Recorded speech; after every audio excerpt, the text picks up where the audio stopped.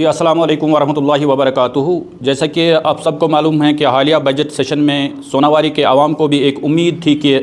यहाँ के जो मसाइल हैं वो कहीं ना कहीं पर गवर्नमेंट उनको एड्रेस करेगी, उनको हल करने की कोशिश की जाएगी। लेकिन जिस तरीके से बजट सेशन के इख्तिताम पर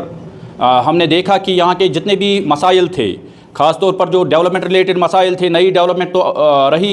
लेकिन उसके बावजूद जो यहाँ पर मिसाल के तौर पर ननी नारा ब्रिज जो हैं वो जिस तरह से यहाँ के लोगों को मुश्किलात का सामना है, जो डिस्ट्रिक्ट हेडक्वार्टर्स विज़िट करना चाहते हैं उनको मुश्किलात हैं, या इसी तरीके से जो हाजन साइड में भी हमारे रोड्स बंद हैं और यहाँ डिस्ट्रिक्ट हेडक्वार्टर्स से एक तरीके से यहाँ के आवाम का राबिता मुनक़ता है। एक उम्मीद थी कि शायद कहीं ना कहीं पर इन चीज़ों को एड्रेस किया जाएगा और इस तरीके से जो दीगर मसाइल यहाँ पर अक्सर जगह पीने के पानी का मसला है, इस तरीके से अक्सर जगह इलेक्ट्रिसिटी का मसला है, या जो हमारे हॉस्पिटल्स हैं उनमें मसाइल हैं। तो हमें बहैसियत सोनावारी के अवाम यहाँ पर एक उम्मीद थी कि जो हमारे नुमाइंदा हैं वहाँ पर एमएलए साहब हिलाल अकबर लोन साहब हैं, वो इन इश्यूज़ को रेज़ करेंगे। लेकिन उनकी कारकर्दगी देखकर हमें मायूसी हुई और हमें जिस तरीके से नेशनल कॉन्फ्रेंस ने एक तरीके से वो उछल कूद की कि यहाँ पर सोनावारी के लिए 80 करोड़ का ग्रिड स्टेशन अप्रूव किया गया है। तो इस सिलसिले में मेरा ख्याल ये है कि अगर सोनावारी को बिजली फराहम करने के लिए रिसीविंग स्टेशन बनाने की बात की जाती है तो उसके लिए मेरे ख्याल से 200 करोड़ रुपए का बजट होना चाहिए। और मुझे अफसोस हुआ कि हिलाल अकबर लोन साहब जब असेंबली में बात कर रहे थे तो उन्होंने कहा कि हमें चंद्रगेर हाजिन के लिए 8 गाड़ी रोडी चाहिए। इससे यह अंदाज़ा होता है कि उनके जहन में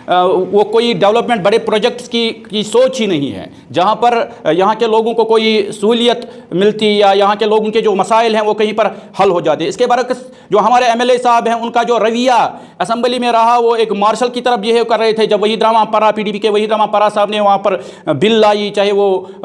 डिलीवेजर्स के हक़ में वो बात कर रहे थे, या जो हमारे गरीब लोग हैं उनको 5 मरला ज़मीन देने की बात कर रहे थे, या इसी तरीके से रिजर्वेशन की बात कर रहे थे, तो जो रवैया हिलाल अकबर लोन साहब का रहा वो भी मायूस कुन है। उनको शायद इस बात का अंदाज़ा नहीं है कि सोनावारी के अवाम ने जो ऑनरेबल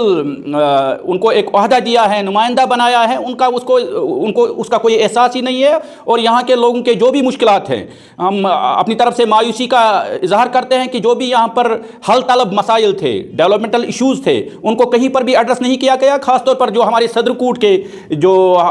स्टून क्वायरी की, जिस पर हज़ारों लोगों का रोज़गार वाबस्ता है। आपको याद होगा एक बार एमएलए साहब ने कहा था कि 1 महीने में इसको कमेटी बनेगी और 1 महीने में हम इस मसले को हल करेंगे, लेकिन आज 2 साल गुजरने के बावजूद कहीं पर भी वो मसला हल होने वाला नहीं है और ऐसा लगता है कि बस लोगों को वो बहकाया जा रहा है, जबकि कहीं पर भी उस तरीके से उस पर कोई काम नहीं हो रहा है। और जो हम अपनी तरफ से मायूसी का इजहार कर रहे हैं, सोनावारी के आवाम ने जो वोट दिया था, मेरे ख्याल से वो वोट ज़ाया हो रहा है और उसका कोई मकसद सोनावारी के आवाम को हासिल नहीं हो रहा है। ग्रिड स्टेशन, अगर सोनावारी में जितने भी रिसीविंग स्टेशन हैं, लगभग 7-8 रिसीविंग स्टेशन हैं, तो अगर पूरी सोनावारी को उस ग्रिड स्टेशन के साथ कनेक्ट किया जाए तो उसके लिए मेरे ख्याल से 150 से 200 करोड़ रुपए का बजट होना चाहिए, जबकि उसके लिए सिर्फ 80 करोड़ रखे गए हैं। और उसके अलावा जो ग्रिड स्टेशन की जो लोकेशन होती है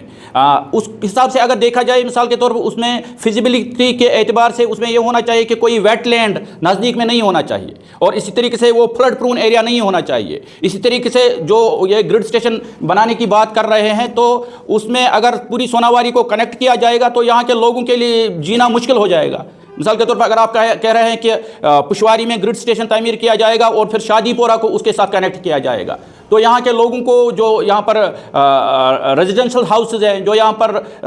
कारोबारी जो दुकानदार हैं बाकी हैं, तो कहाँ से उस लाइन को लिया जाएगा वहाँ पर? तो ये मुमकिन नहीं है। जिस तरीके से बात की जा रही है कि ये सोनावारी के, हो सकता है सोनावारी को कोई 10% इलाका उससे उनको फ़ायदा होगा जब ये तामीर हो जाएगा, लेकिन कुल मिलाकर ये सोनावारी के लिए कोई ऐसा काम नहीं है। और आज के दौर में पहले ये होता था कि जब बिजली देने की बात होती थी तो बहुत सारे लोग जो गरीब होते थे उनको मुफ्त बिजली दी जाती थी। इसी तरीके से कुछ लोगों को बिजली फीस कम रखा जाता है। आजकल जो अभी जो इस गवर्नमेंट ने रवैया इख्तियार किया हुआ है उसके हिसाब से अगर आपको मालूम होगा कि ये गवर्नमेंट के लिए अब एक बिज़नेस बन गया है। जिस तरीके से जो माहाना बिजली फीस बिल्स आ जाती हैं वो गवर्नमेंट के लिए अब ये आपको ये डेवलपमेंट नहीं है, बल्कि ये गवर्नमेंट के लिए एक बिज़नेस है, एक कमर्शियल उन्होंने इसको बनाया है। तो इसमें कोई आम आदमी के लिए कोई सहूलियत नहीं है और ना ही ये मुमकिन है कि अगर वो रिसीविंग स्टेशन ग्रिड स्टेशन कभी तामीर भी होता है तो पूरी सोनावारी को उसके साथ कनेक्ट करना ऐसा मुमकिन नहीं है। जहाँ तक पीपल्स डेमोक्रेटिक पार्टी की बात है, पीपल्स डेमोक्रेटिक पार्टी ने वो इश्यूज़ उठाए जो यहाँ के लोगों की ज़रूरत है।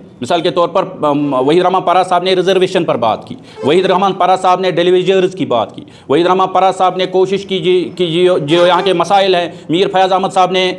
शराब मुखालिफ बिल असम्बली में इंट्रोड्यूस की थी। इसी तरीके से जो नेशनल कॉन्फ्रेंस के MLAs भी वहाँ पर, डॉक्टर वीरी साहब को लीजिए आप, डॉक्टर वीरी जो है बशीर अहमद वीरी साहब, तो वो रो रहे थे असम्बली में। इससे इस गवर्नमेंट का अंदाज़ा हो जाता है ये कहीं पर भी लोगों को सहूलियत देने में संजीदा नहीं है, बल्कि इन्होंने वो रवैया इख्तियार किया है जो लोगों के मुखालिफ है। जी।